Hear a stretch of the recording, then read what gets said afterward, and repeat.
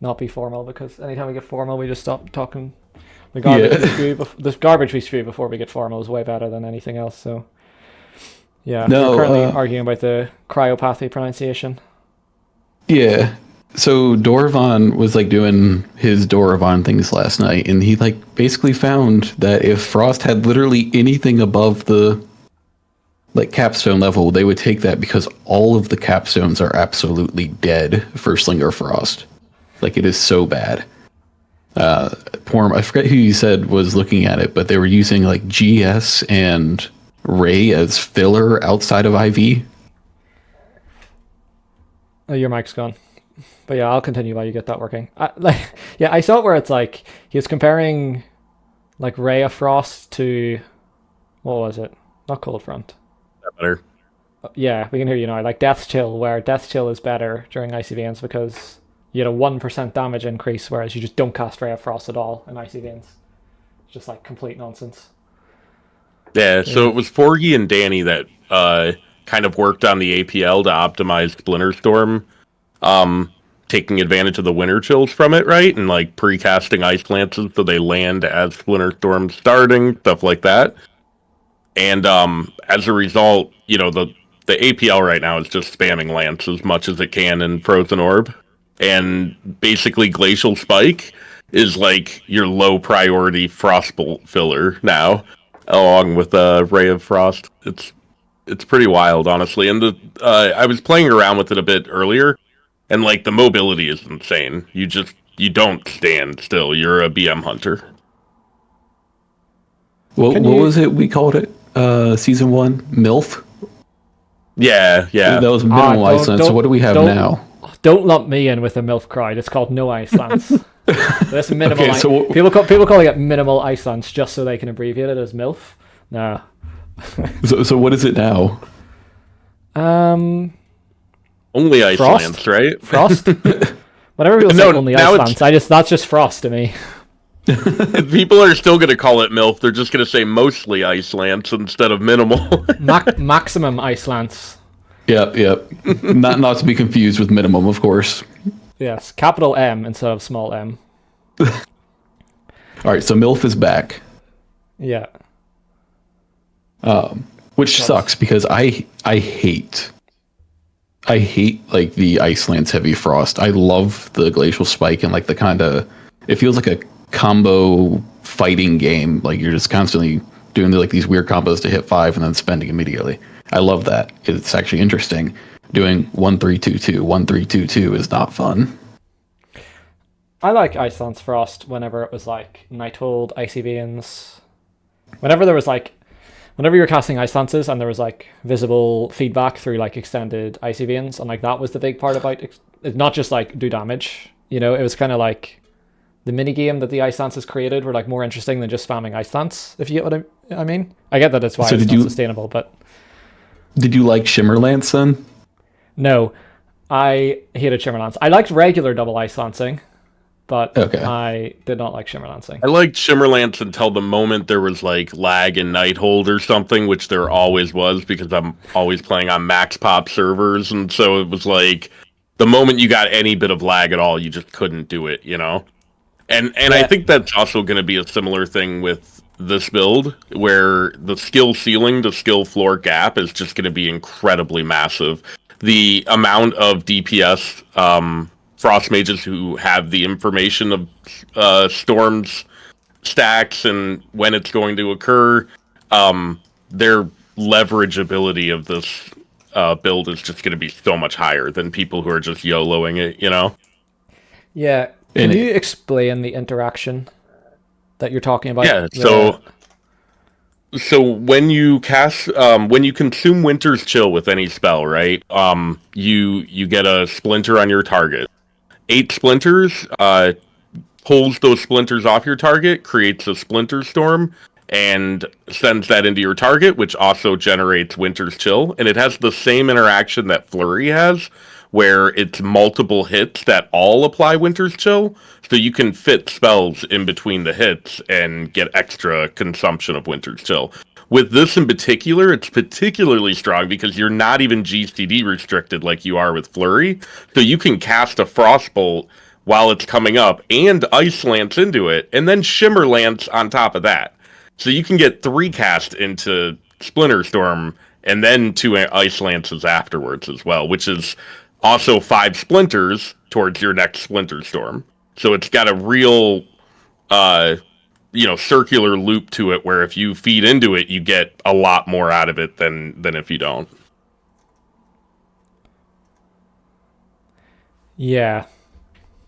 Sorry, I was just hovering the icons while you were explaining that, just for anyone in the chat that's not familiar with it. Yeah, I didn't like the Shimmer interaction before. I could see this getting removed very quickly. Anytime Shimmer Lancing came back, they were quite quick to remove it. Although, knowing turnover and Blizzard devs, it's probably a completely different set of devs that work on the game right now. So who knows? And the problem is, it's all 3 specs are kind of like right on that borderline of being like wholly degenerate. Like, one mistuning and Fire and Arcane are just going to be doing stupid things. They bump Barrage up a little too much. Okay, we're barraging at 0 stacks. Fire is just degenerate to begin with. We're at like 82 casts per minute or something and 60% combustion uptime. Is that like even with Unleashed Inferno? Or just Unleashed is like 38%.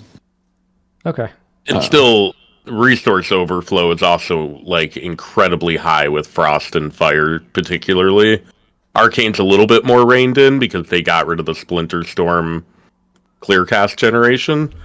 But which it was kind of weird that they got rid of that, but then left the Winter's Chill interaction in, which was like way closer to degenerate behavior causing than CC stack. Keep in mind too, the CC stack was like a 1 in 5 chance. So every 5 Splinter Storms you got one instead of every single one like Frost.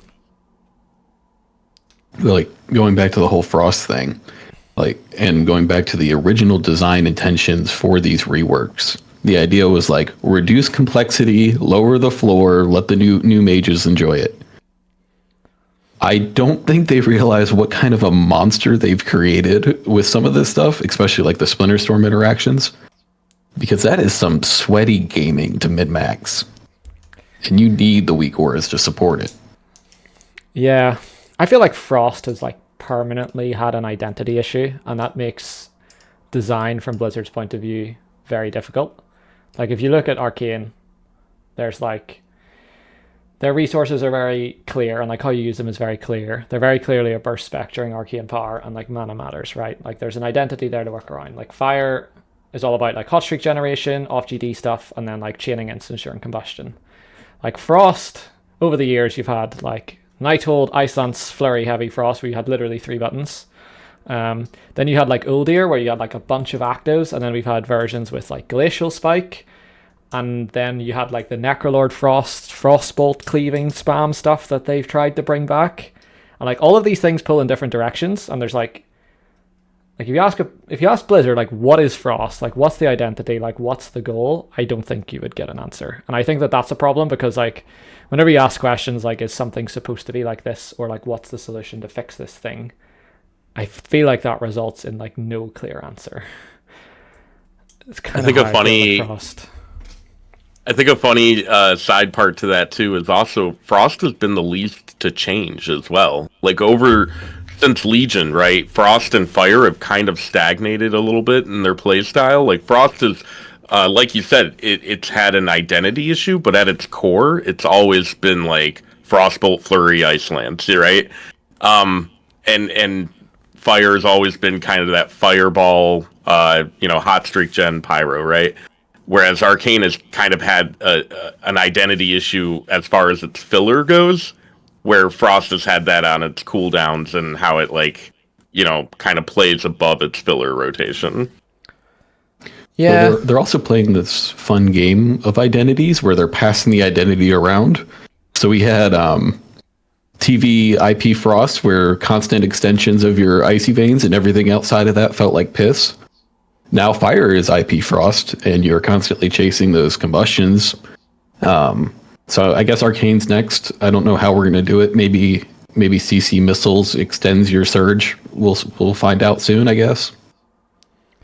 Yeah, like I get what you're saying about Frost, but like whenever you have like things like Glacial Spike and like Comet Storm and Ray of Frost. And when you have too many actives, like I feel it pulls away from like the Frostbolt Flurry Ice Lance combo, especially when Ice Lance is super weak, which I was going to say it was on live, but it kind of not live now. You know, in like Dragonflight and stuff, like Ice Lance was quite weak. No, Ice Lance is good, kind of for wrong reasons. I think for Frost, the problem is also that all of your cooldowns, you pretty much use them with the same like motivations and same ideas, right, in place. Basically, do I have Winter's Chill? Do I have a frozen target? Then I use my cooldowns. There's not really much restriction on them other than that. And so that to me, that's always been kind of why do I have all these extra buttons that I use the exact same way, regardless of which button I'm hitting? Yeah, it's really weird because it's like some of those buttons would be like more interactive if they didn't benefit from Winter's Chill, which is a really weird sentence because you would use them, it would like change how you use them, and like that's just a really weird thing to think about in a way. Well, Winter's Chill is like their solution that, hey, we're not in 2008 anymore, we're not slowing and freezing bosses, right? So Winter's Chill is their fix for that. And they're trying to maintain that identity of, oh, Frost freezes things without actually freezing them. So Winter's Chill is like that band-aid in between. But it also, it makes everything feel weird without it. I think, so like, right now Winter's Chill is stack and duration based. So like you get, what, 2 stacks, is it 6 seconds lasts in total? Or is it that long? It's quite long. For Wizard? For Winter's Chill. Something like that. Yeah, something around there. Yeah, so previously, for anyone who didn't know, like Winter's Chill used to not have stacks and it was just a duration, but it was like a 1 second or 1.5 second duration, like short enough that you're only supposed to fit one spell in. But that became super degenerate because like if you could figure out ways, like we were talking earlier with double Ice Lance, to fit multiple spells in. So they added stacks. But I feel like adding 2 stacks and increasing the duration has kind of made things a bit more degenerate. Like, I feel the combos work better where you Winter's Chill and then you're hitting the spell that you're Winter's Chill, like you're Winter's Chilling next. Like, I feel like the duration causes issues. Like, there's no reason for it to be 6 seconds, I think, compared to like... Or have 2 stacks. Yeah. They were like, oh, double Ice Lance feels good, right? So let's build it in, and they just built it in a way that just doesn't feel good. It's just another Ice Lance. It's... Yeah, like if Winter's Chill like had the one Nether stack, Precision. Yeah, like if Winter's Chill had like 1 stack, like 3 second duration or something, I think the Spec's probably in a better place, in my opinion. But yeah.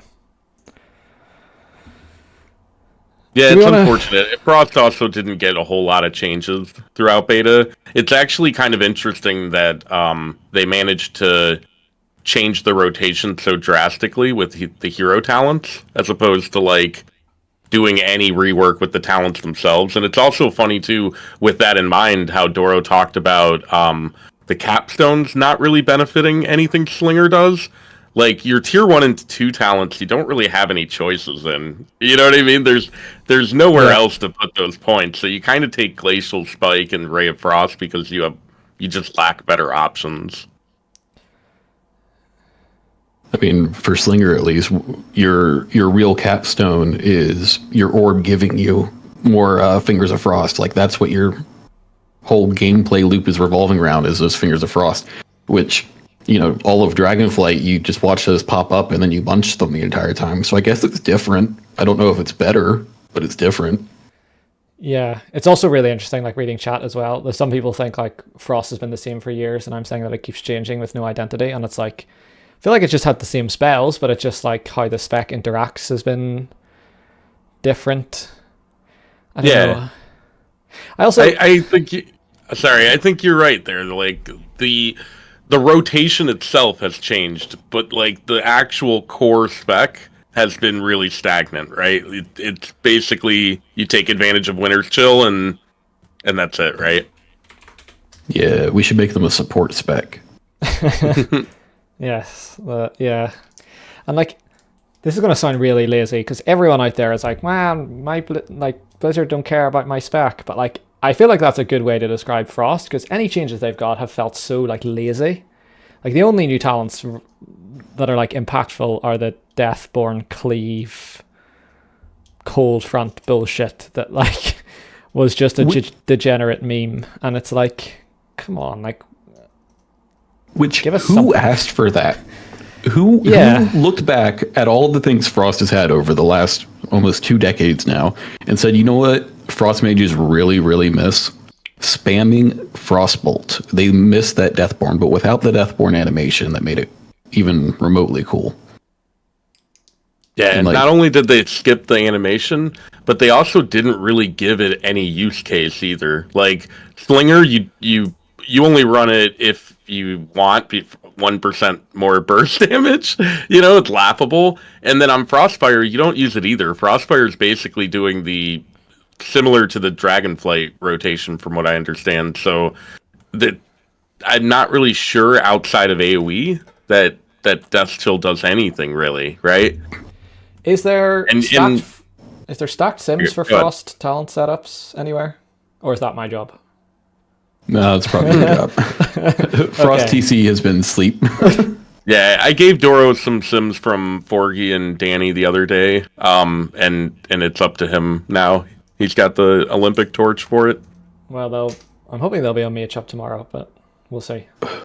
What's wild to me though is like the season 3/season 4 tier set bonus was just like a massive success. It made GS like really impactful in AoE. It was super fun and engaging. Everyone loved it. Or I won't say everyone because there are a lot of players that hate GS. But it was really, really nice for the spec, and it made GS worthwhile in AoE, so you didn't feel bad like speccing into it, so you maintained that single target. And they had that on the table. And they did it for the other 2 specs. They put missile or 4-piece missiles. They put the Phoenix Reborn into the other trees. But then they said, hey, yeah, that Frost tier that everyone loved, we're just going to bin it and give you Deathborn instead. Yeah. And again, I think that goes back to the identity thing. Like asking Blizzard here, like, what is this spec supposed to do? I don't have the answer, but yeah. It's also a major missed opportunity to not call Death Chill Lichborn and give Frost Mages a Lich animation during Icy Veins. Just throwing that out there. I think people would love that. DKs have Lichborn, so we can't steal that. Fuck them. Ours could be Lichborn with like 2 separate words, so like born, B-O-R-N, you know? Yeah. Just spell it, put an exclamation point on it, right? Yeah. Mistral does have a point. The GS set was really good, but having to figure out the freezable and non-freezable interactions was annoying, which going back to the spec is stuck in 2008, but trying to be a 2024 spec. Yeah. It almost feels like you should get rid of regular Frozen and have like Winter's Chill be like something else, if you get what I mean. Like we could have like AoE Winter's Chills and things like that, but like we should separate like regular Frozen and like Winter's Chill Frozen somehow. Or just make like your freezes apply Winter's Chill. Like have that be a toggleable ability. So instead of your Frost Nova rooting them, it throws up a Winter's Chill or whatever. Or your freeze from your pet. Yeah. I feel like that might get degenerate. There's a couple of other issues too that Frost has going forward. So one is Frostfire Bolt was never fixed for Fire or Frost. It still calculates damage on cast, which doesn't really work well for Frost, and also opens up some window of degeneracy for taking advantage of Winter's Chill cast calc versus impact, removing the buff, or debuff rather. And then additionally, like out of the mage specs, right? Frost, I feel, got shafted on the talent rework. It got shafted on the hero talents, as far as both theme and animations go. And yeah, I feel like Frost is coming out of this as a major loser in overall for War Within. But yeah, numerically, they're looking pretty all right. They're not arcane levels are broken, but they have really, really great AoE. They have, I'd probably say, upper middle of the pack single target.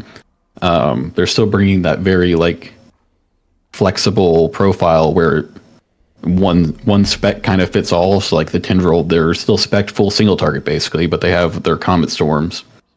The defensive aspect is still really good as far as like hero talents and stuff go. So they're not complete losers. They just lost the innovation department.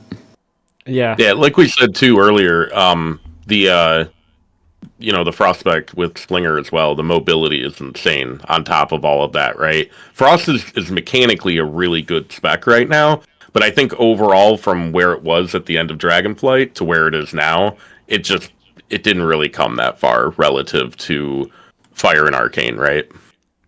Yeah.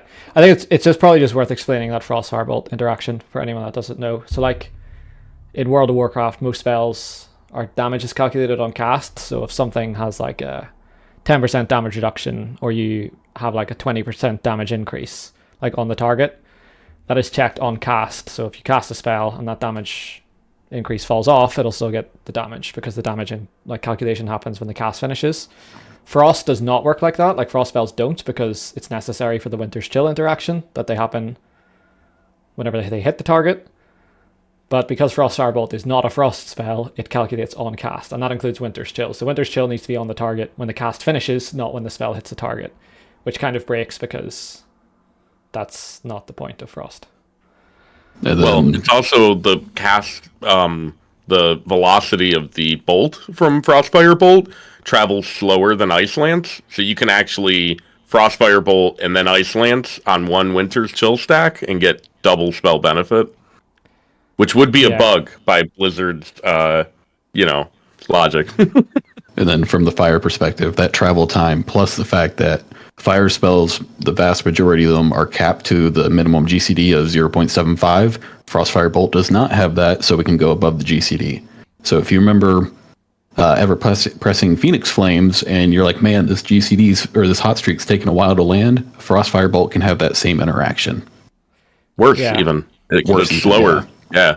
If you're at 40 yards, like on that boss, what is it, like the third boss or something, where he pushes you out of the middle of the arena and you have to go out to the edge, right? And then you're pretty much max distance there, and you're not going to get your hot streak as quickly as you want.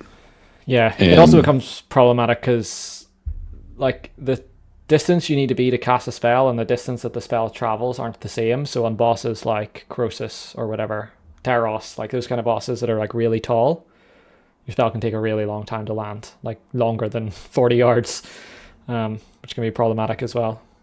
I think Taros, we were estimating it at like being equivalent to 80 yards or something. Remember Volcaros on beta?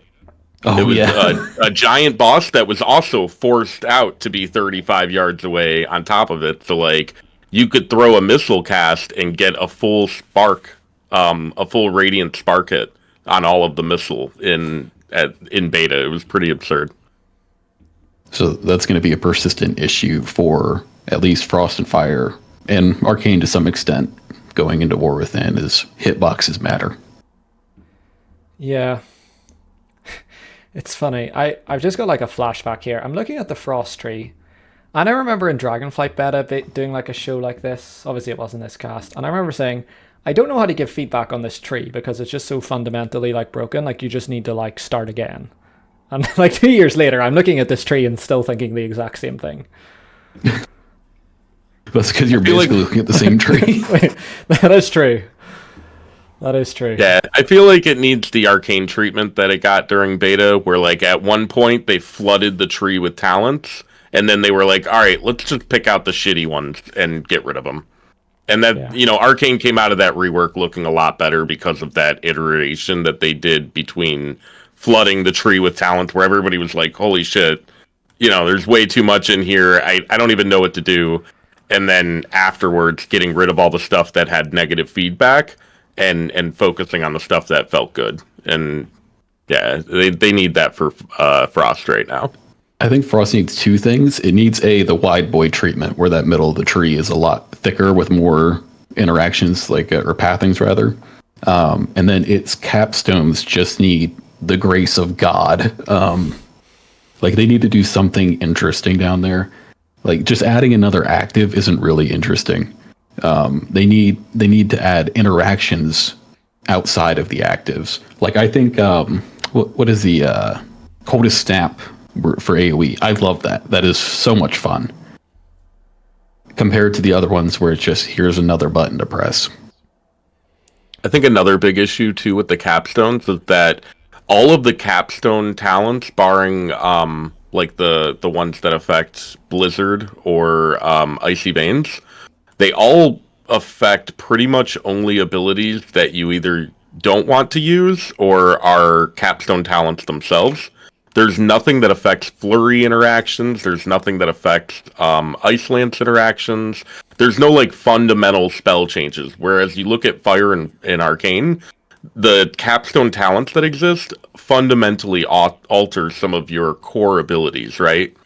And I think that's just in general a better like philosophical approach to how capstone abilities should be designed. I think if you have something like Meteor, it should stand on its own as a capstone. Whereas something like High Voltage is an amazing capstone because it's changing how you think about one of your core abilities, right? Whereas Frost, I mean, Death Chill comes close to that, you could say, I guess, but it's just not. It's such a lukewarm spell to cast to begin with that it just doesn't feel good. What? Like, I feel like Death's Chill would just be like 5 times better if you just added like Ice Lance and Flurry to it. Doesn't seem like that complicated. Or have it be like during your Icy Veins, every 5 seconds you get an empowered Frostbolt, right? Or it's something where it wasn't like so at risk of being degenerate and being like, if you make it too good, okay, now I have to cast 15 Frostbolts at the start of my Icy Veins. You know what I mean? Fuck that. Like, hey guys, please hold your burst. I need to cast 5 of these real quick. Yeah. Or something that's maybe more like intuitive to the rotation, like, I don't know, every time you like consume a stack of Winter's Chill or apply Winter's Chill, you get like a 3% damage buff during Icy Veins or something like that. Yeah, I would love to see something in there that made you think about things differently. How about instead of, maybe a talent that removes Winter's Chill from Flurry and makes Flurry hit a lot harder or something like that. You know, something that just fundamentally changes how you approach the spec itself, and I feel like the Frost talents don't do that really at all. Yeah. Yeah. Quick exercise then. I was thinking of mine. What's your favorite, if you were to take something from like Frost at some point in time that you think is like capstone worthy, can you think of anything? Because I was thinking that, if anyone remembers the legendary gloves from Nighthold, where it was like every 10 seconds you got a Fingers of Frost. I know they're like I know Freezing Winds is sort of like the spiritual successor, but you could do something like every, I don't know, 10 seconds in Icy Veins you get like a Brain Freeze or something like that. I think would be, I don't know. Just brainstorming the good things from the past. Not been many, I'm thinking. I would not go that route because I think Frost is already drowning in procs between Freezing Winds and like all these random Brain Freeze procs, and you like the active decision making in Frost is which proc do I not care about in this moment. I'm extremely biased and recency bias as well. I love the GS tier set. I think that should have been in. I think that was the best iteration of Frost I've ever played in almost 2 decades, and I'm sad to see it go. Yeah, I have Packed Ice was my favorite version of Frost from Crucible of Storms first boss. Definitely my favorite version of Frost. And they did add a talent like it. What is it called? It's called Permafrost Lances. And it has the spiritual successor element of being like Packed Ice, but the problem is that we don't have Rune of Power anymore. We don't have Frozen Orb has way higher uptime than it did back then as well due to the Slinger Spellfrost teachings. I think something that better encapsulated that damage window is something that, to me, I thought it felt really good pushing, Blizzard and single target just to get that damage window up faster. And so maybe what I want for Frost is Rune of Power back. No, you don't. I want it back for all 3 specs. So it is interesting though. Like you could put like this is quite early in the tree, and like you're basically always going to take it. But you could put like this could be near the bottom of the tree and be just like twice as good, right? And like that might be something interesting. Yeah, though I do agree, DJN, that like the spec has too many procs. I think there's too many Fingers of Frost procs mostly. Yeah. You know what it really needs back? Prismatic Crystal. I think Frost would really love Prismatic Crystal. I didn't play Mage at that time. Yeah, this is pretty cursed chat. I did just not to make play sure Mage I never have to play it. Yeah. I didn't play Mage with Prismatic Crystal, but I played Warlock at the start of Legion, where they just give Prismatic Crystal to Warlock. So I did play then. Yeah, Affliction got stuck with it, I remember. Soul Effigy. I was so happy they took it away from Mage. Yeah. Yeah, I really love Permafrost. I think a big issue with it is just going to go back to Icelands, like you said. I think ultimately they need to move Icelands back to the Burning Crusade kind of model for it, where it was like your main damage proc. It wasn't, just bread and butter like it's become. Yeah, agreed. But then I think like you need to tone down Fingers of Frost. You need to maybe do what we were saying earlier about like Winter's Chill only being one stack, things like that. Yeah, or even removing Winter's Chill, honestly. Like, let's be honest. Does anybody really enjoy the frozen target situation for Frost? I feel like that's not really something people like thinking about anymore. I like it when Frost has less buttons, because it's like an interaction. Like the 3-button, the Frostbolt Ice Lance Flurry, no other button version of the spec, I think, benefits a lot from it, but yeah, maybe this Frost doesn't. How much I like Winter's Chill also depends a lot on whether it's a DPS loss to send Glacial Spike at 5 stacks with like Winter's Chill. If you have to hold, it can be quite painful. Although I guess you just get so many now, it's not an issue. I think Frost is I think Frost is like the most like easily visible example of the resource and the proc like saturation across all 3 mage specs. But like the Fingers of Frost overflow is not much different than like the resource overflow in Fire, where you always have Phoenix Flames, you always have Fire Blast.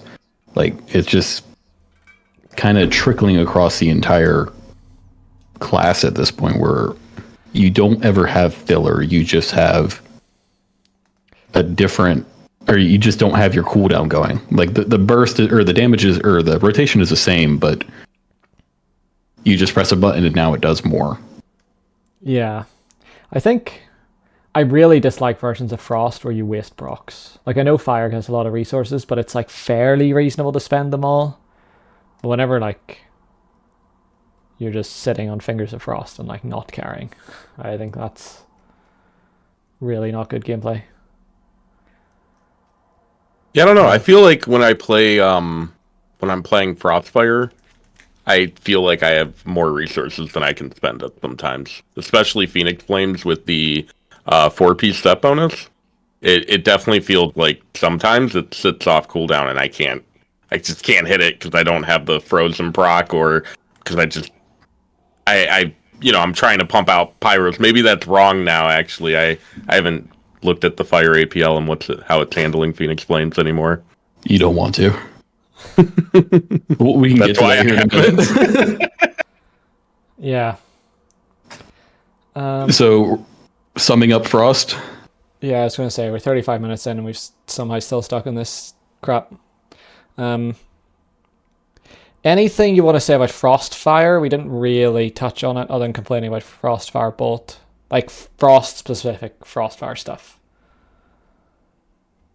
It's kind of generic. It kind of plays the same way as Dragonflight Frost, from what I understand, and so I don't know if there's a whole lot to go over, because it's going to fall into the same bucket as our discussion on the regular talents, because that's what it's doing, right?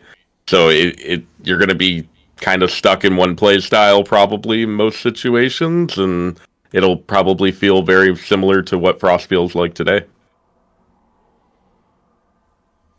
And it's as far as the parity between Frost and Fire, Frost was the big loser for the Frost Fire tree. Like the Meteor is the Living Bomb is and like the FFE is just another button you get to press when it glows. So I think between the two specs, Frost was a big loser there. So I'm kind of happy that Slinger is far out ahead for Frost. Yeah. I'll just sum up by saying what I said earlier, where I looked at this tree 2 years ago and said delete it and start over. And it's basically the same thing. Yeah, I mean, and I have liked versions of Frost in the past. I'm not a Frost hater, like the comments in this video have already said, but yeah, that's my thoughts. Anything else on Frost? Am I closing this tab forever? You close it forever. Yeah, fuck it. In case we need it later. Right. I asked the chat which spec they wanted next, and only one person replied, and they said Fire, so I guess we'll do that. Where do you want to start here? I guess we can start with the big elephant in the room. We got this big rework, right? And we built out the entire right of our side of our tree, and it's focused on this really cool ability. You might have heard of it. It's called Living Bomb. And throughout the beta cycle, Living Bomb was doing incredible things. It was like massive in AoE. It was good enough in single target that you could skip out on Scorch. And then you had some hero talents and stuff that affected it a little bit. Mostly like the Meteor stuff.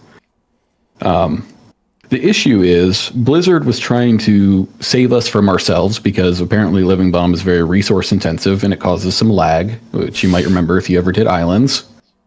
So they started this thing where they cut the proc rate in half, but then doubled the damage, which was actually a net gain for us because we weren't consuming all the procs before because it's restricted to Fire Blast usage. So that was really cool. But then they looked at it and they said, wow, Frost Living Bomb really kind of sucks because it doesn't have all these talents supporting it. So they buffed it for Frost by 100%. Really, really cool. Frost gets more damage, it makes more parity. They fucked up. They fucked up big time. And they made Living Bomb for both specs do 100% increased damage. So for about 10 hours on the beta, Living Bomb was just soloing dungeons. It was very cool. Then they fixed the bug. Well, sorry, let me backtrack. They nerfed the shit out of it. They took it down to like a 3 or 4% proc rate and 75% reduced damage. And then they fixed the bug. But they didn't revert the nerfs. So if you look at our tree now, we have like this entire right-hand side that is just completely worthless in almost every situation. This I've been gone, but this sounds exactly like Blizzard. Yeah. I knew where this was going about halfway through that story. Yeah. So that is the story of Fire right now, is we have a very cool tree and all this stuff built around Living Bomb, and Living Bomb is just absolute dog water. And then to add to that as well, that filters into Frostfire also being significantly behind Sun Fury as well. And then also, I linked it in chat, and I saw you pull it up a second ago, but the Living Bomb spell bloat is insane. There's like 30 Living Bomb spells in the spell ID list now. And like, if you're a developer and you tell someone, hey, Living Bomb is behind by 20%, can you go buff it? They go in here, the odds they buff the right spell, like 1 in 20 at least, you know? Yeah. Shout out to them buffing the wrong, what was it, Flurry for like 3 years? Well, no, during beta, they buffed the wrong Flurry 4 times. Well, what was the thing with elemental shamans where they were using like the wrong, or is that just in Simcraft? It's like you're using the wrong like spell level or something. You're using like level 1 lightning bolt. What is an elemental shaman? Maybe it was. I'm thinking it might have just been a Simcraft thing. Maybe it wasn't a real thing. I'll have to ask Hawk about it or something. Yeah, something to do with like the wrong spell level on lightning bolt. Oh well, tangent. Okay. Yeah, I thought they got rid of spell ranks in retail. Like I thought those weren't think even a thing anymore. They still exist under the hood, but they don't like. You don't get them see as like them. level up. Yeah. Okay. So like, if you reach a new level and you get a new like fireball level, it's just fireball now. I think is how it works. Right. Yeah. WoW 2 can't come out quick enough for some engine reworks in that regard. Jesus. Yeah. But going back to like fire overall, like I gave Toe a stack sim for single target. Sun Fury Unleash Inferno is by far the winner, which makes it sound like we are a burst spec, but we are not a burst spec. It is pseudo burst. You actually peak higher burst playing SKB. But with Unleash, you get a combustion every about 45 seconds or so. And in between, you just have infinite resources that you're spamming out the whole time. Very fun. Please bring back Rune of Power. The problem that, in my mind, that has persisted starting at the end of Shadowlands till now is we've really leaned into this combustion identity. Everything needs to be in combustion. Combustion is always up. And that's even trickled into Unleashed. So with Sun Fury SKB, we're looking at about 65% uptime on combustion, which is higher than anything we saw in Dragonflight. We're looking at about 82 actions per minute, which is higher than anything we saw in Dragonflight. And then our burst spec, right, Unleashed, is 38% uptime on combustion and about 80 actions per minute. So it's really just two sides of the same coin. And like that's my biggest issue with the tree right now.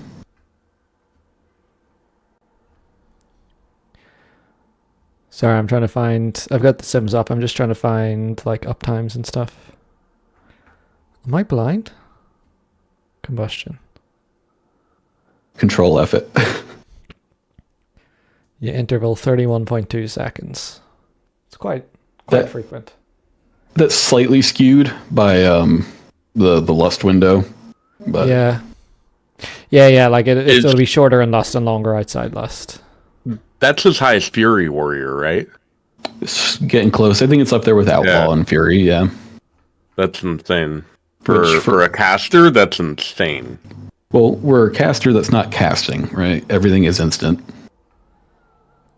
Yeah. Yeah, but you're still ranged and you still have queued spells, you still have spell travel times. Like it functionally, I think this is like when you get to higher APM in MMOs as a caster, it starts to fall apart a little bit. Yeah. I don't know. I don't really like this super instant heavy fire. I mean, I love Nyalotha Fire, but Nyalotha Fire also didn't have the combustion uptime that it's gonna have, and that it has now as well with SKB. Yeah, but Nyalotha Fire wasn't like super instant heavy, right? It No, was during your cooldowns, right? Oh yeah, but it's like it supposed was to be when in it your cooldowns. it should feel good. Exactly. Yeah, you're supposed to cast only instants during your cooldowns and then cast outside your cooldowns. Yeah, I think I don't remember offhand for Unleash Inferno, but for SKB, I think we're looking at about 7 fireballs across a 5-minute sim. Everything else just instants, and those 7 fireballs are I have a hot streak, but I'm low on resources, so I'm going to send a fireball and cue my pyro into the end of it, just so I get that double dip. If you look at the pie chart for the damage, like fireball's not even on it, because you know the way like the slices will get so small at some point that it doesn't even bother to label them. So let's say we cast, it was 0.4% of the damage, and it cast 6.9 on average. So an average sim casts less than 7 fireballs. This is with SKB. Is it less or more with It should be a couple more with Unleashed, but like not a crazy amount. Yeah, that's a little. I mean, nonsense. the crazy part too is like Frostfire isn't much better. You know what I mean? And they have the upgraded version of Fireball, you could call it, right? And they're only spending another 10 seconds or so casting it. Yeah. There's just like no dichotomy That's with between. Yeah, there's just like no dichotomy between being in cooldowns and being in filler. It's all the same thing. You just have a buff occasionally that increases the damage that you're doing. Yeah. I had this criticism in Shadowlands whenever like Sun King's Blessing first started becoming a thing, and then we got like the what is now Fiery Rush tier set, the tier after. And it's like combustion's really fun, but you can't be in it all. Like it's just because it's fun, you can't just say okay, we'll just be in combustion more, because then it like wears off, like that fun element of it. Like you want to be casting whenever you go into combustion, like it feels like you're playing a completely different spec, and it needs to like stay like that. Well, I say stay like that. It's not like that right now. It needs to go back to being like that. Yeah, if you go to our talent tree and you just search cooldown reduction in the bar, like half the tree lights up. We have Kindling, we have Phoenix Reborn, we have Unleashed Inferno itself, we have Fiery Rush. In the other tree, we've got TA proccing more Fire Blast for us. Like, there's just so many sources of resources that resources aren't really a thing. They just exist. Which Yeah. It's like IP Frost. You don't feel rewarded for being in your cooldown. You feel punished for not being in it. Yeah. I quite like Fiery Rush. I think it helps with like making the cooldown feel good, but I think the rest of them have problems. I'm wondering, like, I know we asked for Phoenix Flames back for so long, but I don't know if it's part of the problem. Or maybe it's just like all of the refunding of Phoenix Flames. I think that's a lot of it. A lot of CDR. Like, I think the 4-piece for season 1 War Within is like part of the problem, but it's at least a temporary part. The bigger part of the problem is like TA not going away, as well as the Phoenix Flame talent that they added from the season 2 Dragonflight set. Like, you just swim in Phoenix Flames when you play the spec. It's absurd how many Phoenix Flames you get. And Fire Blast feels great. Phoenix Flames not so much. So like, I don't feel like it really adds a whole lot either. Yeah. I guess Phoenix Flames has a similar issue where, like, I guess in Legion when they added it, it was like really cool because it was like an on-demand hot streak, AoE, always crits, cool animation, and it's like, right, this is a cool spell. But if you're just casting it like every few seconds, then I mean, but the biggest difference between like early Shadowlands, I'm not going to go back as far as Legion because that was a different game, really. Is we have a 2-minute cooldown in combustion that is just so heavily reduced, and there's no alternative pathing to it. So if you remember in Shadowlands, we had the option between Kindling and Pyroclasm, right? So you would pick between your 2-minute burst or your roughly 60-second minute mage.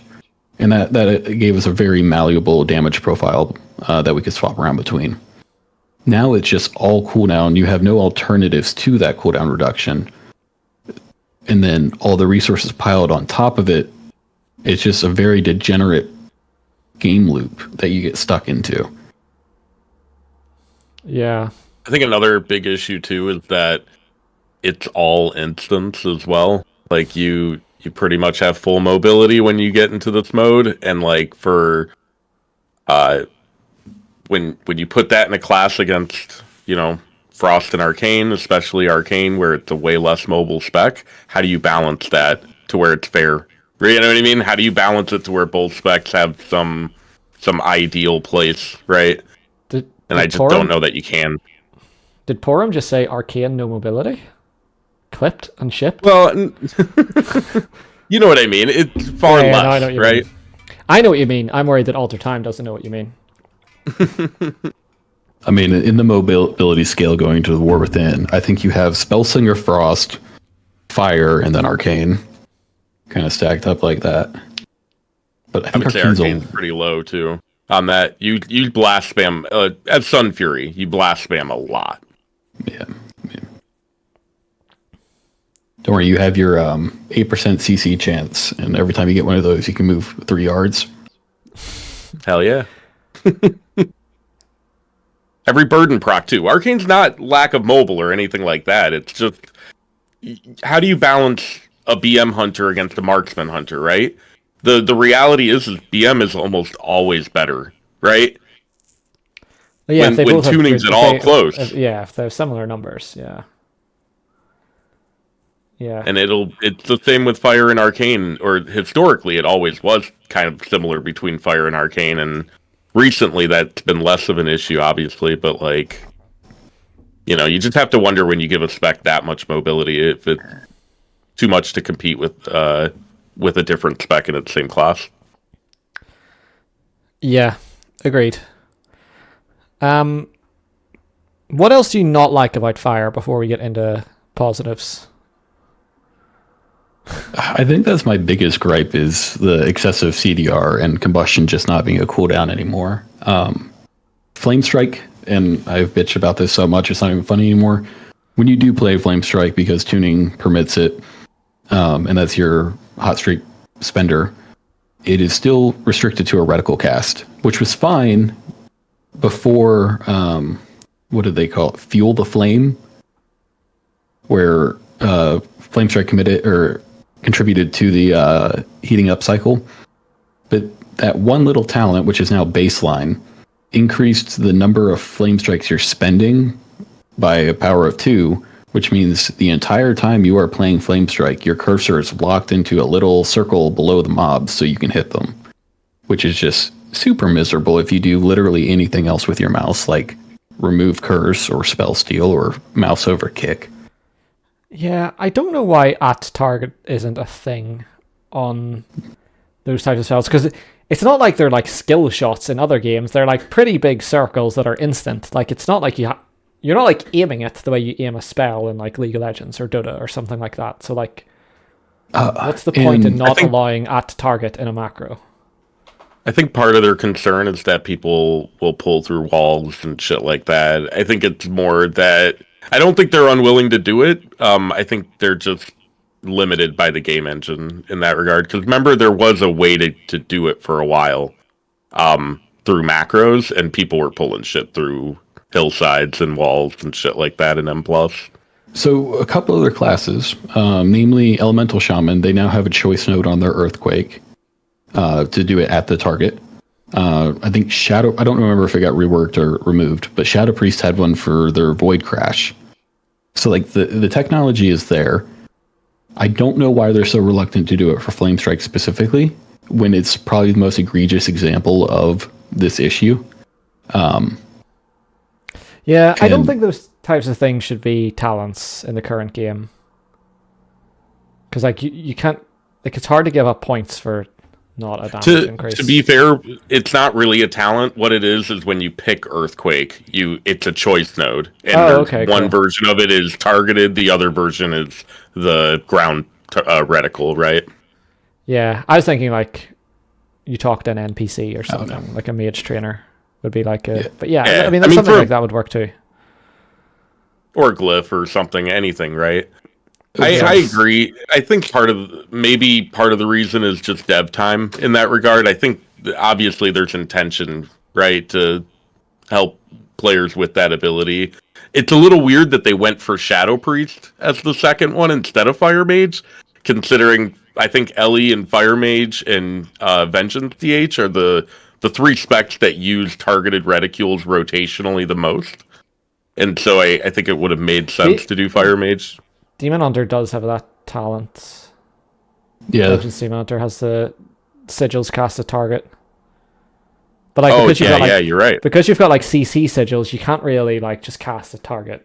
Like especially if you want to like pull one pack with grip, or like pull one pack with grip, like silence another pack, or like something like that. It's like you can't really use it, which is why I think like a macro would be better, because you just have two keybinds. So, from a min-max perspective, like, at cursor is always going to be better because you can always guarantee it's hitting exactly where you want it. Okay, assuming you can aim your mouse. Like the line of sight issues, pulling through walls, that doesn't matter because if I can use a macro to do it, I can do it with my cursor. It just might take longer. And there was a period in Shadowlands for, I think it was like a 2-week period, where at target worked for all these reticle casts.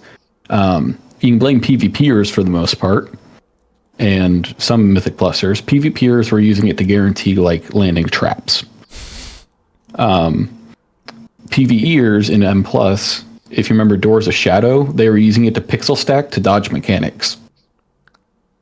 If there's two people in the world I care least about, it is PvP players and Mythic Plus players. So get this macro functionality back in the game. No, I'm kidding. I mean, I don't know. But you could do that anyway, right? Because you can you not slash target like friendlies with like those things? Is it not just enemies you can't?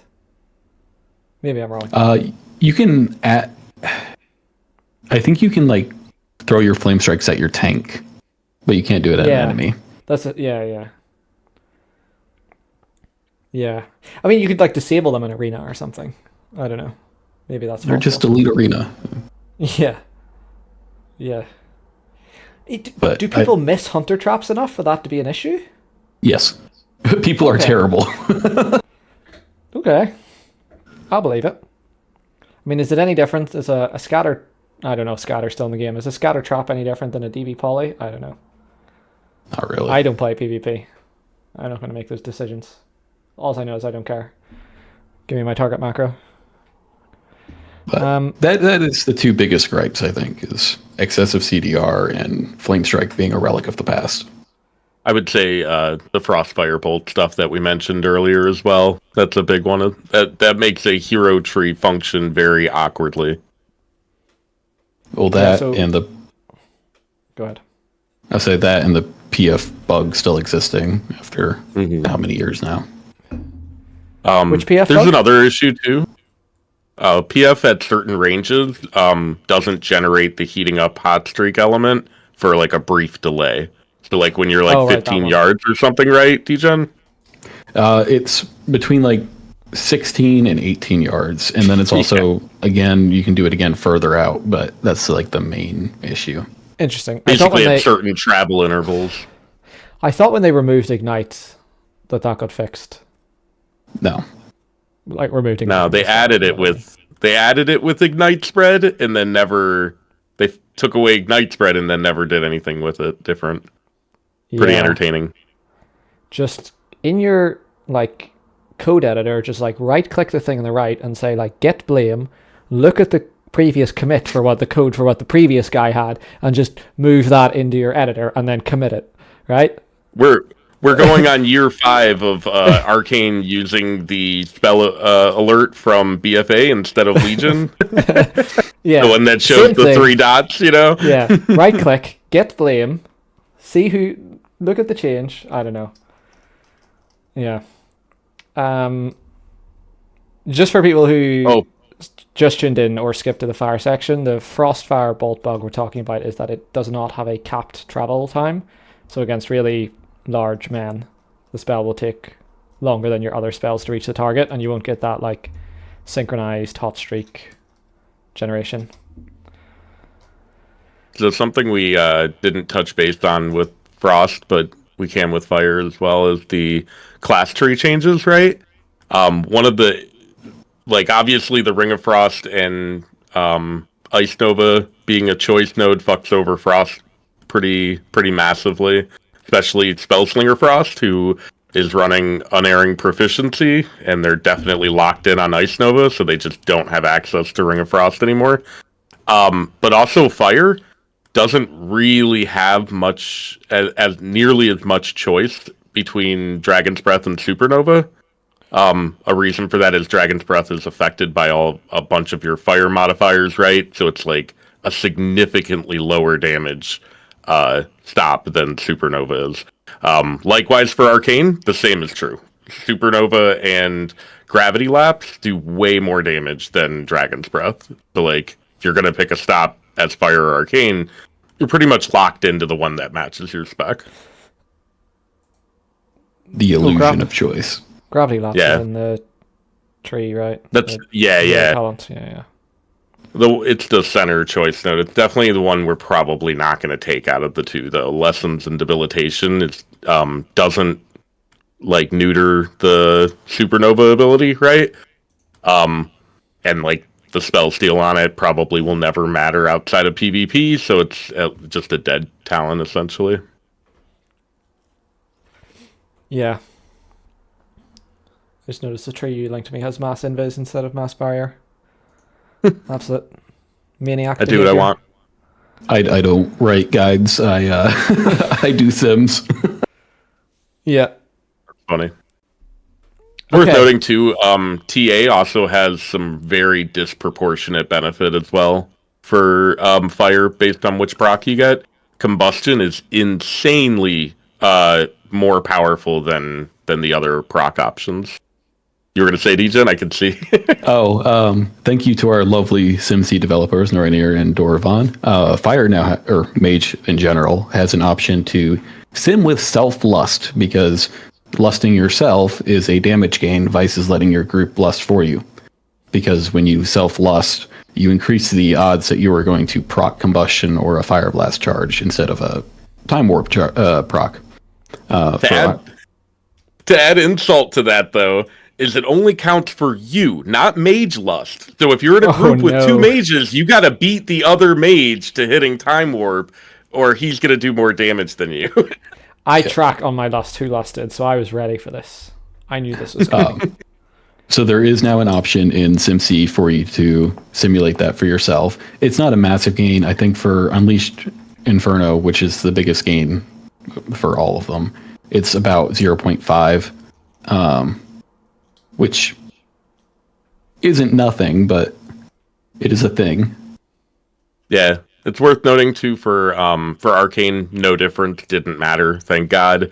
For Frost, I didn't get a chance to check though.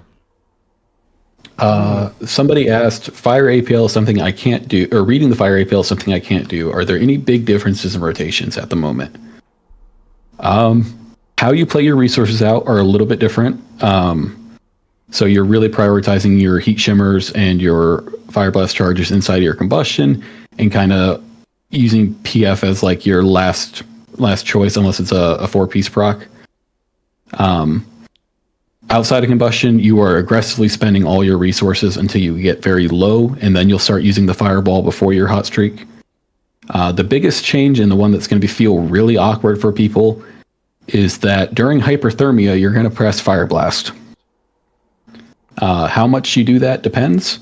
If you're sitting at 3, you're going to press it. If feel the burn's going to fall off and you have more than like a charge and a half, you're going to press it. If shifting power is coming up soon after your hyperthermia, you're going to press it so that you don't have to spend 2 charges during your shifting power.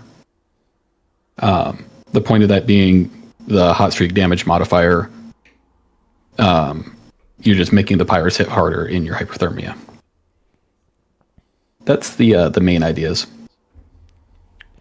Interesting.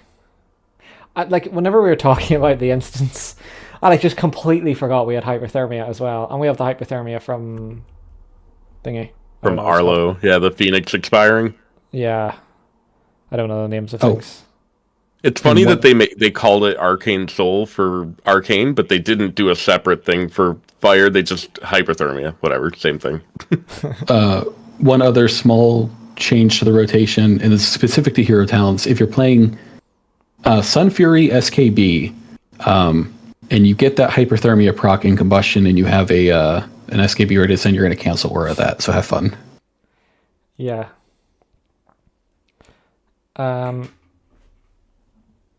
It's gonna I was gonna explain that interaction, but I'm struggling to use my brain right now. It's like which interaction? Sorry. Like hypothermia, pyroblasts. Oh, that's easy. So when you have hyperthermia, every single global inside that hyperthermia is an instant cast pyroblast, right? If you get an SKB proc, you cannot hard cast it, so you have to cancel order the hyperthermia. Every pyroblast inside of that hyperthermia gives you a heating up, hot streak, heating up, hot streak. By using fire blast inside of that hyperthermia window, you, instead of using a pyroblast to convert heating up to hot streak, you force it with the IB, and then that pyro gets the hot streak damage modifier. Yeah, you go hot streak pyro instead of heating up hot streak. Yeah.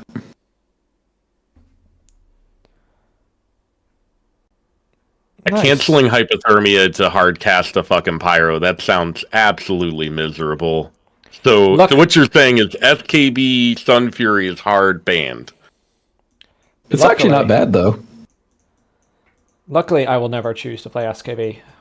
So Yeah, Until you're doing your 5% vault. says otherwise. Until you're doing your vault keys. okay. Good parts about fire. What are they?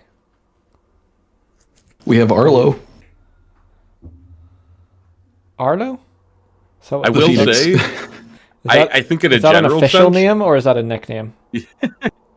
that's what we've been calling the bird over in Alter Time. I put up a meme, that Brooklyn 99 meme, where she's like, if anything happened to Arlo, I would kill everyone in this room and then myself. And I forgot to replace Arlo with Arcane Phoenix, and so the name just stuck after that. Ah, okay. Nice. Yes, I did see that meme, but I didn't. Okay, that makes sense. Good things for fire. If they fix Living Bomb, we're going to have an incredible AoE damage profile. Especially with Frostfire and SKB, like the meteors, Firefall meteor, all that also trigger a Comet Storm, so it's just massive AoE burst. You have Living Bomb going bang, bang, bang, just nuking everything. It actually provides a really good funnel. So if you have a bunch of mobs in your Living Bomb spread, they all still do damage back to that primary mob, which is really nice. We are still turbo mobile. We still have Cauterize. Pour 'em in shambles. Yeah, still haste burst stacking. It's still a very fun gameplay loop. It's just getting very degenerate very quickly, and I'm worried about where we end up in the near future. I think Fire has a couple of really good things going for it, though. One is that aesthetically, like everything works really well with what they've done. The Living Bomb rework, like you said, you know, it being a passive, I was skeptical about because I really liked hitting that button and I kind of liked having that control over it. But ultimately, it just looks aesthetically really fun and it has like a meaty feeling to it when the bombs are going off and you just see a cluster of them, right? The hero trees look absolutely amazing for fire. The Spellfire spears are your fucking Kael'thas. You can't really beat that theme for fire. I think Frostfire works really well, and I think both hero talents play in a meaningfully different way that feels different and favors different abilities and talents. And I think that that alone is way better state than like Frost and Arcane. I also think, you know, the resource overload as like a higher end player who's looking at it like, you know, the spec, I'm like constantly trying to just chew through resources because I'm getting too many. I think newer players are going to see fire as a lot easier and more approachable because of that. And I think those two elements will attract people to the spec, even if it's not good. And I think that can actually help it, you know, get some highlight on its problems, right? So I think Fire's future is brighter than its past in this rework, and I think overall, like, there's a lot of fun here. It just the numbers don't add up yet. Yeah. And I think what I like about the future being brighter is that we are untalenting SKB for maybe the first time in a long time. Well, I will be. are you going to play Fire when it's 40% behind Arcane? No, but if I Yeah, am you're playing really Fire, untalenting SKB then, right? Yeah. No, but if I am playing Fire, you know. Yeah, I mean, I think like the idea. I think we've been talking about like the Unleashed Inferno and SKB like profile differences, and while they're probably not as different as we'd want them to be, ideally, like I think they're like different enough that maybe we'll see something. I don't know. I said that about Unleashed Inferno when it was added, so maybe I'll be wrong. I still think Fire has the best like core. So like, if you break a spec down to its basics, like the Fireball, Fire Blast after crit, Pyroblast, and then like the Chaining Instance and Combustion, is still like the best. One of the best cores of any spec. I just think there's too much like on top of it. Like you just need to like delete a few things. I don't really care which ones they are, but you just need to like delete one or two things. Yeah. In Fire right now, if you remember back early beta when Fire first got its rework and everyone's like, oh my god, it's the greatest thing ever. The only thing that's really changed since then is tuning. So I think tuning is Fire's biggest gripe right now, and I think it's very easily fixed. And if it does get fixed, there are quite a few fights in the raid tier that are going to be very promising for Fire, where you can spread Ignite from massive distances, you have really good timings, that kind of stuff. So Fire does have a lot to go for it if Blizzard does the numbers thing. Yeah. Okay. Anything else on Fire? Do you want to touch on any hero talents? Oh, I think it's one thing worth the note about the hero talents for Sun Fury. It's really weird how they've done things with tuning. So a lot of the hero talent nodes have parity in tuning between specs. For Sun Fury, it's completely different from Arcane in a lot of respects. So one is Burden of Power, the proc, is consumed when you generate it as Fire, whereas Arcane, it's not. It's on the next cast, which is kind of how you would anticipate something like that to work. Additionally, Mana Cascade is twice as good for Arcane. Spellfire Spears are twice as good for Arcane. It just feels a little discombobulated when you go from like Sun Fury Fire to Sun Fury Arcane, and you're like, wow, these things don't really work the same. And then it's also worth calling out too that of the Sun Fury talents, Ignite the Future in the bottom right choice node does not work. It does absolutely nothing currently. It is the biggest fucking trap ever to exist for a talent. It's insane. By Burden of Power working different for both specs, you mean if you cast the spell that generates it, it consumes for one spec and not the other? Like yeah, so it's generated on your 6 Spellfire Spear stack, and for Arcane, you generate your 6 stack, and you generate the Burden of Power proc that you spend on your next cast. For Fire, it generates the 6 stack and consumes the Burden of Power at the same time. So you just never see the spell at all, right, on your buffs. It's just a little weird, because, like, you know, from my perspective, like, setting up weak auras, it was fucking annoying that I have to do like one earlier for Fire, you know what I mean? Because you want to, if you have an SKB proc, obviously you want to use that with Burden or something like that, right? So there's reasons why you might, really want to know when that proc is coming. Yeah, that Burden, the 15% for Pyro or 60% for Flame Strike is kind of wild. It drastically shifts, like when you would want to use a spender. Yeah, it's also worth too picking on Sun Fury for having weaker defensive talents overall. Frostfire, you get like extra barrier strength. Spellslinger, you get extra mirror image strength and extra barrier strength. Sun Fury, you get like a little bit of avoidance, and that's about it. No, like your utility as Sun Fury is pretty crap. But number go up. Yeah. Yeah.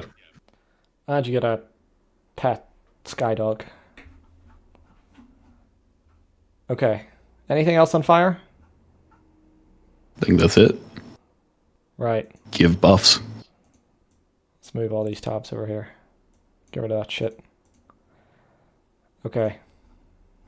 All right, Porum. I got the app for Fire. Your turn. Do you want to link me a build? Give me the rock. Talk about. Do you want me to link a build that I'll have on the screen while you're talking, or I can just have these sims up? If you pull up the Wowhead calculator for Arcane, I have them loaded on the beta version of the site. Yeah. This isn't the beta version, is it? Oh, they're on the regular version now. Oh, okay. Yeah, Sun Fury single target. We just start there. Sure. Yeah, banging. It doesn't matter. The single target and AoE are very similar. For Arcane, they're only a few points off. No big deal. So the big things to note here with Arcane, as far as the rework goes, is Arcane changed every week of alpha and beta, and it looks nothing like it did, 2 months ago, much less 5 months ago, or in Dragonflight.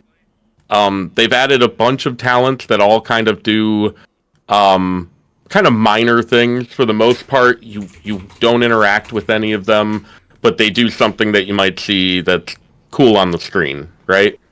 So like the energized familiar talent makes the familiar attack 5 times instead of once. Things like Big Brained give you a stacking int buff when you proc clear casting. So it's like not things that you have any impact on your rotation, except for they baked in the 4-piece, which we covered before, but then high voltage. They added the talent, capstone talent, that gives you charges when you channel missiles. And this has pretty much changed how you interact with missiles in a lot of situations. It's also the default in both Spellslinger's default single target and AoE builds, and it's also the default for Sun Fury whenever you start picking up target count as well. Because they buffed Mastery so well, Prodigious Savant has kind of taken over. So as Slinger, you would run Orb Barrage and High Voltage and drop Prodigious, and otherwise the builds are identical. There's a pretty large gap between the talents for Arcane that are good and the talents that are bad. And so the builds are pretty locked in, which is, some people might say that's unfortunate. Personally, I think that's like the optimal position for a spec to be in from a competitive standpoint. Bro, other than that, I think that... Go ahead. No charged orb. I'm on my knees for him. Yeah. It's unfortunate, but Charged Orb doesn't really do a whole lot, right? Make it big. Well, so here's the interesting thing about this. So Sun Fury AoE essentially plays identical to the single target. The only difference is that if you have a way to recover charges, you send a 4-charge barrage, right? So if you have a clear casting in your spec high voltage, or if you have an orb charge, or if you have a glorious incandescence proc from Sun Fury, or the intuition proc from our 4-piece. So basically, under any of those circumstances, you throw your barrage and try and proc orb barrage with it, right? For some additional funnel damage and AoE damage. But other than that, single target spec. And the funnel is absolutely insane. It's at about 10% right now. During execute, Preheat posted something yesterday in research. I haven't really gotten to it yet. But it looks like he found a gain for execute range when you're at lower target counts. So I'll have to look at that. But overall, Arcane is like really poised to bring the 3 most valuable things that you can have in a raid environment right now. It has burst, it has funnel, it has execute. I think overall, Arcane is a massive winner in the rework from the end of Dragonflight to now. It's also tuned extremely high, which is, of course, another favorability point, right? And even if they neuter Sun Fury, if they target Sun Fury and not Spellslinger, Spellslinger is also tuned very comfortably as a backup as well. If they nerf the spec overall, Spellslinger is probably non-viable. but overall, I think they did a great job. The spec at a core plays functionally in a fun way that's interactive, like from the time you start your rotation till you end it. And then also the hero talents augment on things that promote a good feeling behavior with like barrage queuing on Nether Precision or Burden. And yeah, I think they just did a great job with Arcane, which is crazy to say that after the roller coaster of beta. Man, poor him saying they've done a great job when his favorite spec is 30% ahead. You were going mental on Twitter about the Nether Precision change, by the way. I was like barely engaging with that, and I was just 50% of the tweets on my timeline were Porum saying to revert the Nether Precision change. PS1 Haggard. Porum, real quick, could you touch on the design philosophy of making the barrier to entry lower, removing the PhD meme? Did they meet that? And we've already talked about this, but did they hit that mark, or do you think... So let's rewind it a little bit, right? They had a few goals that they set out when they said they were reworking Arcane, right? They were like, we want to simplify the spec. We want it to have better clear casting procs and those procs to matter more, right? And in general, they wanted to have opt-in complexity. They wanted to remove Radiant Spark, but give you an option for a different valued alternative to that. So, is the spec more complex now or simple? I would say, from a gameplay perspective, it's way more complex. Gameplay-wise, Arcane was humiliatingly simple in Dragonflight and in Shadowlands. You essentially did the same sequence, regardless of any tertiary factors going on in the fight or within your rotation or procs, anything. And it had a high barrier of entry, but once you got past that entry, piece of cake, right? However, in the War Within, Arcane is going to be a lot easier to learn, right? My guides are like 9-10 steps for each rotation, priority-wise. They're really easy to digest. But it's a way harder spec to actually play. There's a lot more proc reactivity. There's a lot more bells and whistles that you have to pay attention to, right? The other points, so like opt-in complexity, there is none. There is none. You can pick your hero talents. And they don't change really much about the complexity of the spec. There's really no option for complex or simple Arcane. It's really one spec fits all with this. And it's not even a matter of like me saying that as a theory crafter or a min-max or somebody who wants to play the best version of Arcane. It's really a matter of like, if you want to simplify Arcane, there's no room for it. There's no version of the talent build that you can construct that plays any differently from any other version of it. What was the third thing I said? Oh, the clear casting proc. We're still clipping missiles. They failed all three of their objectives, essentially, in my opinion. So it's pretty remarkable. The spec is fun, and it's simpler to get into, but it is, in my opinion, I don't think they really landed the plane on that one. Well, you're saying that this was a complete failure, but you sound and look very happy. Someone in chat. Oh yeah.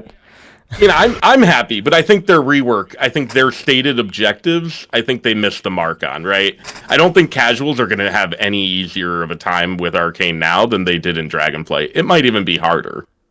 Like the fact that you have to queue barrage, that's a hump for casuals, and I don't think people really give much credit to that, because like I know people who, you know, I know a girl who I used to work with. She worked in an office. She's an accountant. She gets on WoW 3 times a year. You know what I mean? She goes on. She plays with her husband or something for a few hours. She's just not going to interact with Arcane. She's just not. She's gonna look at it and say, "I don't get it. This is too fucking hard for me." She's gonna go pick Frost or something she's more comfortable with. Yeah. Can you explain? So the interaction with the queuing barrage is around nether precision, right? Yeah, so Nether Precision and Burden of Power, both buffs persist for just a fraction of a second after they're consumed. And so you can, if you queue a spell up properly, right, they cast at the exact same time, and so you cast Blast and then Barrage into it, and both spells benefit from Burden of Power and Nether Precision. It's also worth noting, too, with Burden of Power, it triggers Glorious Incandescence, and then that is also consumed. So you get your 4 charges back and trigger the meteorites from the queued up barrage. So it's like a really, really satisfying combo. So like I'm in love with Arcane, but I don't think they're going to attract casual players to it with the rework. Well, they will if it's doing 40% more damage. But do you know the delta? You go. Do you know the delta between properly queuing that barrage and just playing like that interaction doesn't exist? Yeah, it's about 7%, I think, is what it was. Like it's a pretty large gap. You know what I mean? If you're not doing that, you're probably going to get flamed in your group or something. Yeah. Well, can you explain the Glorious Incandescence interaction? that you were just talking about? I didn't Yeah. quite get that. So when you have Burden of Power, like I said, it stays up for a fraction of a second, right? When your blast hits, it immediately triggers Glorious Incandescence. So you'll, for a fraction of a second, have both buffs, Burden and Glorious. Right. And then you have the queued barrage goes off, and it consumes both buffs as well. Right. So And if so you're you end up triggering the meteorites, getting your 4 charges back immediately. so if you like, you don't need to actually think about that interaction. If you're queuing barrage for Burden of Power, you'll just interact, like it'll just happen Yeah. anyway. So Okay. kind of invertedly from Fire with Burden of Power, right? Whereas Fire, you don't see Burden of Power. Arcane, if you queue properly, you don't see Glorious Incandescence either. Okay. You just barrage instead 4 charges. Yeah, exactly. And same interaction for the 4-piece, right? Anytime you get the 4-piece proc, as Sun Fury, you'll wait till you have 1 Nether Precision, and then you'll double dip on that and consume the Intuition proc as well. It's also worth noting, Arcane's, like I said, the execute is insane. You can see it on the graph you have up there. Like there's a trinket in the next raid tier that stacks up for about 4 minutes, and at the end of its stacking, you can use it for a massive intellect boost. It also only has a 20-second cooldown and will consume whatever stacks you have. So it's like an extremely flexible trinket. It'll probably be BIS for a lot of specs, I imagine. So far, I know a couple of Mage specs, and I think Shadow Priest are definitely like targeting it. But overall, it's an extremely powerful trinket, and even more powerful when you consider the execute potential with Burden of Power. Nice. Yeah. I can see why you're complaining on Twitter so much. Yeah. I'm Yeah, that- really happy with how Arcane looks. Sorry, I don't mean to cut you off or nothing. I like talking. That trinket's absolutely insane, I believe, for all 3 mage specs. One thing to note for both Arcane and Fire, since Sun Fury is looking to be that big daddy going in, your Sun Fury orbs and their regeneration out of combat is obnoxiously slow. So if you die, you wipe, and you throw up your 30-second pull timer or whatever, and you go again, you're going to be doing like 8% less damage in your burst or something on pull for Arcane. So unless you really like 5-minute break timers, your weakest burst is almost always going to be that first one.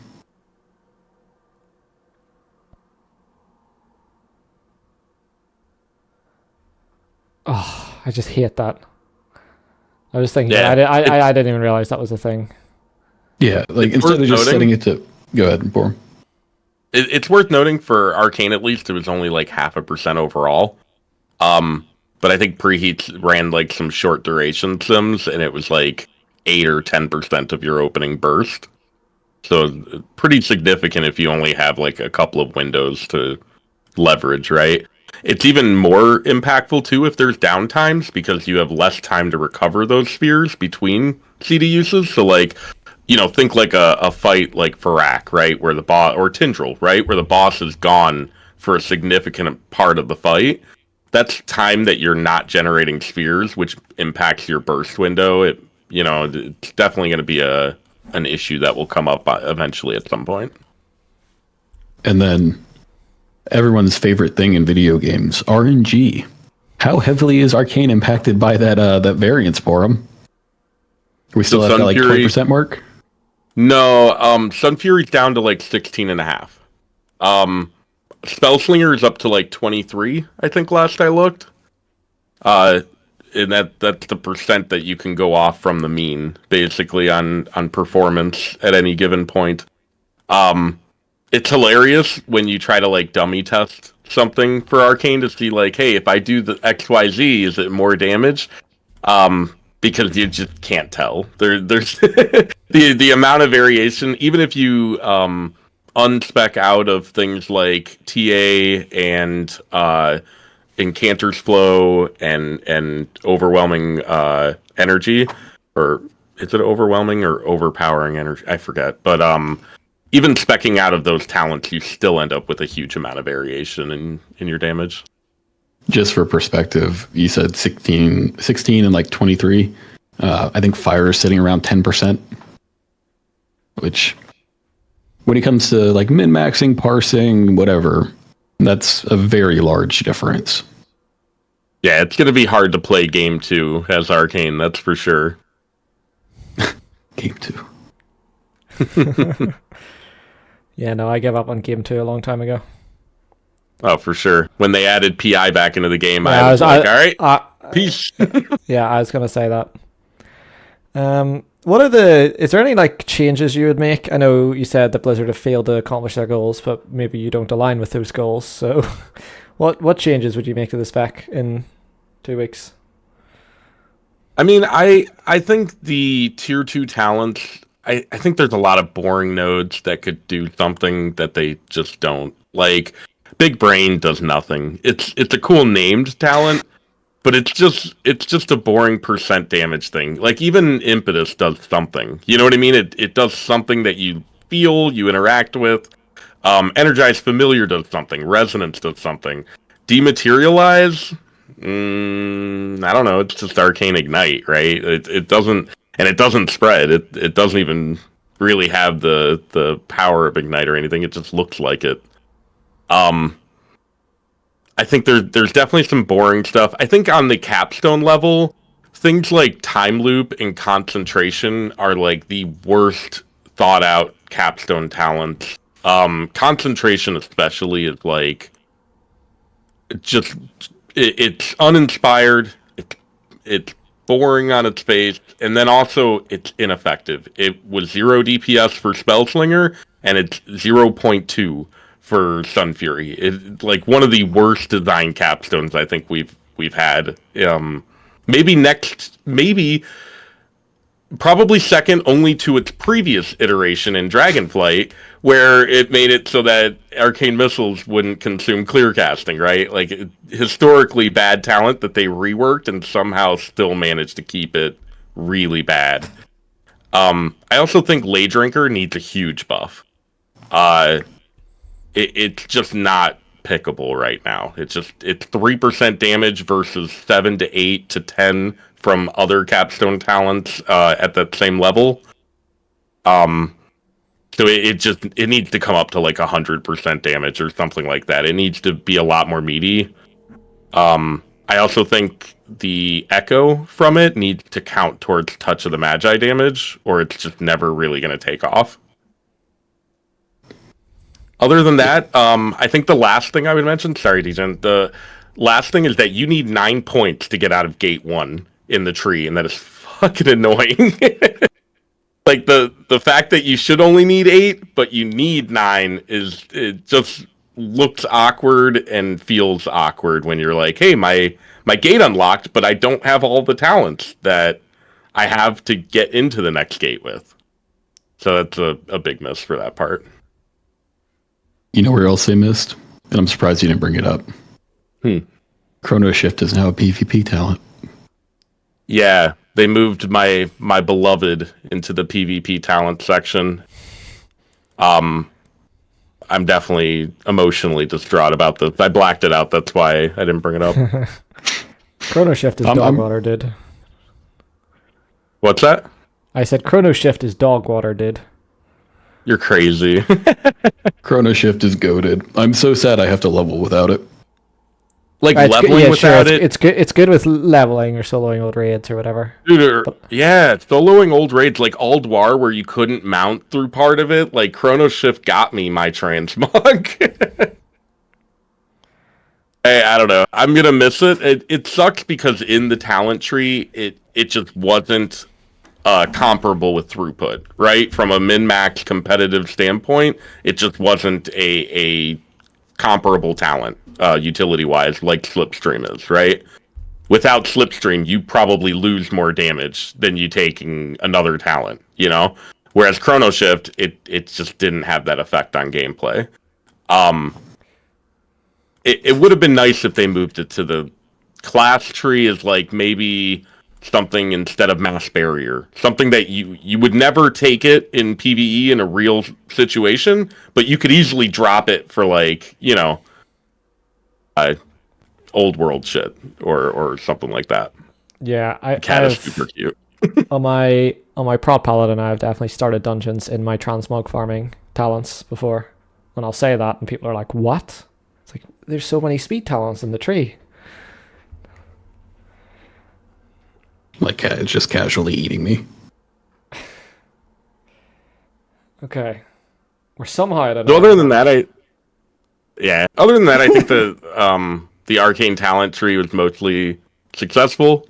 They compressed some talent like the evocation and Siphon Storm stuff, right? Overall, I think it's winner. I really like that we went into, hey, they missed all their design goals. That was a complete failure in every regard. But I like the tree. Yeah. We didn't like their design. Them goals. missing That's them. the problem. Them missing the goals was actually the best thing for Arcane. I mean, okay, so hypothetically, do you feel a lot of the like complexity and depth comes from the queuing stuff? Like, if you think that was gone, do you think the spec is? Where do you think that spec is gone? I think Sun Fury is one of the most boring gameplay loops without that queuing. That's not what I asked. You're pre-flaming Blizzard. Do you think it accomplishes their goals? Not being boring, but like being simplistic. Oh, I think it is a step towards that goal. Do I think it fully accomplishes it? No, because I think you still have things like clipping missiles, which is really strong in certain situations. You still have mana. Like, let's be honest here, the biggest complex part of Arcane for noobs, for really, players who are struggling to get it, it's almost always been mana, right? Yeah. Do you think mana serves a good purpose in 2024? No, I think they should just remove it. I think they should have removed it after BFA, honestly. It hasn't really served any real function since. Yeah, I kind of agree. It's one of those things where whenever you play mana poorly, you're punished quite hard, but like you're not really rewarded for like doing it well. You just like get to play the game. It's kind of like how it feels to me. And if you fuck it up, you get to cast Frostbolt. Yeah. Yeah. Yeah. And it's worth noting too that the Nether Precision double dipping thing, right? With that, mana is significantly less of an issue. The APL has 0 mentions of mana currently. You don't play around it at all, except when you run out of it, you just barrage, right? It's like really simple and straightforward. I have a section in my guide that's like trying to reassure people, like, hey, mana doesn't fucking matter anymore. Play the game, run out of mana, just hit barrage. No big deal, right? I think them taking out the Nether Precision would have made mana a much bigger factor for Sun Fury, particularly. And I'm not really sure about Slinger. Slinger was like when Nori fixed SimC and I started doing sims on Sun Fury and Slinger for what things would look like after that change. The Slinger APL was doing crazy shit for max damage. Like, I don't think a human could play that way. It was firing off spells based on 7 conditions, back-to-back instants. Like, I'm saying it was a really, really... I don't think it would have been an easy gameplay loop by any means at all. And whenever you talk about Nether Precision making mana not matter, do you mean the fact that you're like barraging more frequently? Yeah. Okay. And they baked in Mana Adept, right? So like those barrages all bring mana back as well as they're a free cast, right? So it really nullifies the mana cost issue. Yeah. Well, I like Arcane. It's worth noting. Oh yeah. It's worth noting out of the hero talents, Slinger is significantly behind in proc and charge gen right now. Because Sun Fury gets a reliable 4 charges every 6 casts. as well as the clear casting and charge gen that you get from Arcane Soul, you're getting about 30% more clear casting procs of Sun Fury. You're getting almost 100% more charges. It's not even close. Okay. I think Slinger really needs clear casting back from Splinter Storm. I think that's a huge, huge problem related to that. Yeah, so I'm not sure how they can fix that without nerfing Arcane Soul, which would be terrible. Splinter Storm just does nothing for Arcane? Yeah, it's just damage. Mad. I didn't know that. Yeah, to be fair, I mean, Slinger has some things going for it too. If they ever equalize the damage between the two, I think Slinger's funnel is going to be much better overall because of Splinter Storm largely. As well as Slinger, if they do normalize the clear casting issue, Slinger will have a significant mobility advantage as well. It'll look a bit more like Slinger Frost, where like or like it was on beta, right? You remember that, Degen? Yeah. Beta Slinger was like the most fun spec in the game, right? It was devastating. It was all these different verbs and adjectives, yeah. But people were really excited about it because it had that resource level coming in. Part of that was due to bugs, but then it classic Blizzard fashion, right? They remove clear casting from Winter's Chill and then fix the bugs. So now Slinger just doesn't have the clear casting generation that Sun Fury has, which is unfortunate. Yeah. I'm probably biased, but I do prefer Dragonflight Arcane. I really enjoyed it. Because my main spec is obviously fire and it's very proc heavy, boop, boop, boop, boop, boop, always doing something. So I really enjoyed just, that scripted burn. I kind of feel like I have to stay awake on Arcane now, so I don't know if I'm into that yet. Yeah, I don't like Radiant Spark without good Arcane harmony.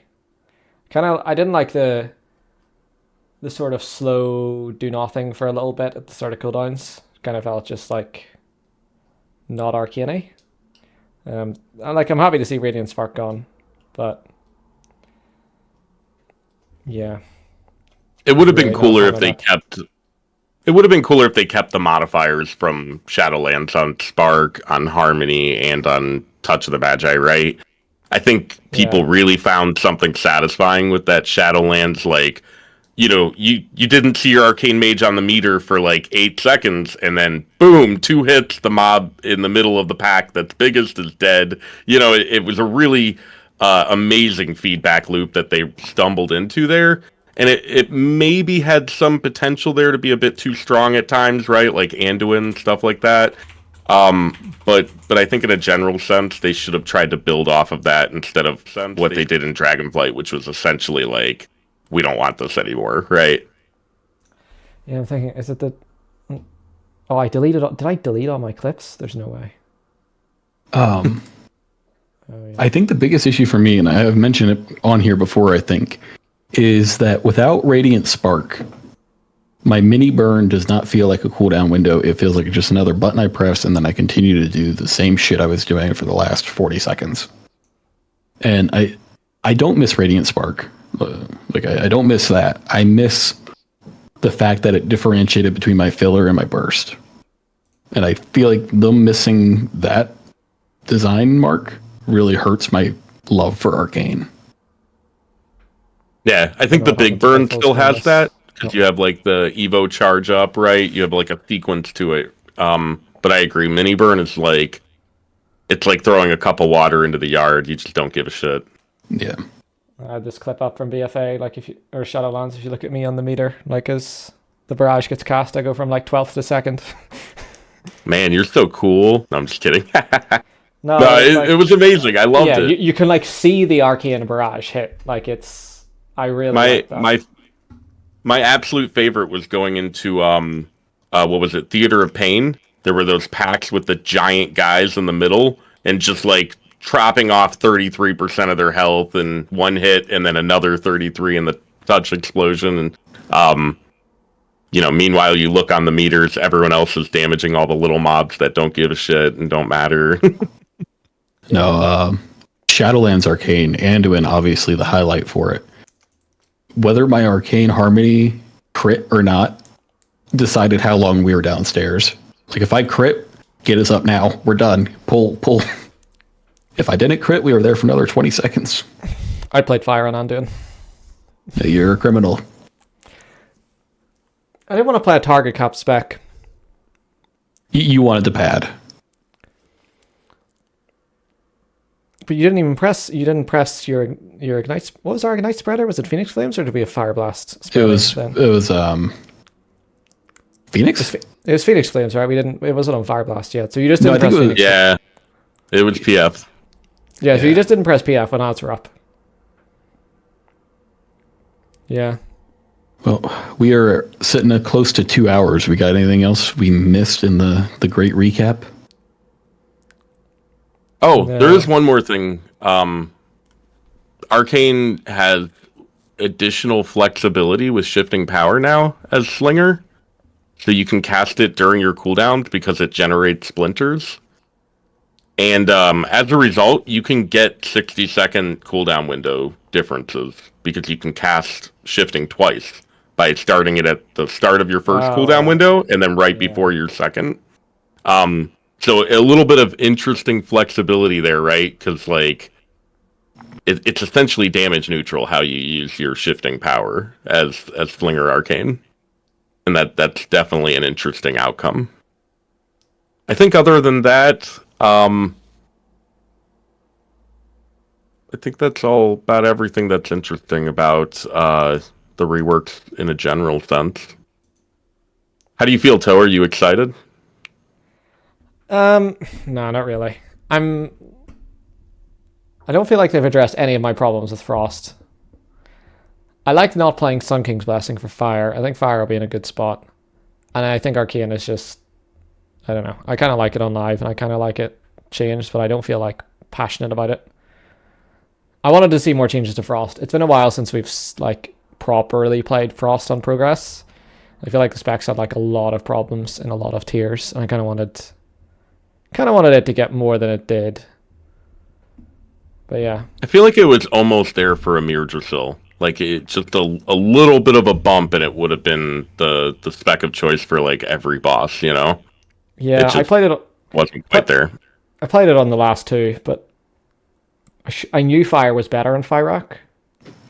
But I played it anyway because, well, like by the time I was close to killing the boss, but there were no public fire logs, and whenever you're like 200 pulls in, you don't want to like change. I thought like if I change spec, I'll cause more wipes than I'll save by playing the better spec at that point. But yeah, it was close. I think this is the first expansion I'm going into where I just don't want to play Fire. Like, that's a weird feeling for me.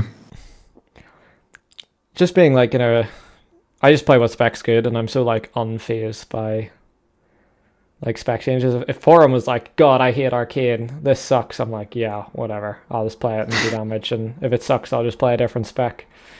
I mean, real talk, so will I, you know? I mean, I think all three of us will, but I'm kind of hoping Fire doesn't get the tuning it needs, because I don't really enjoy the playstyle.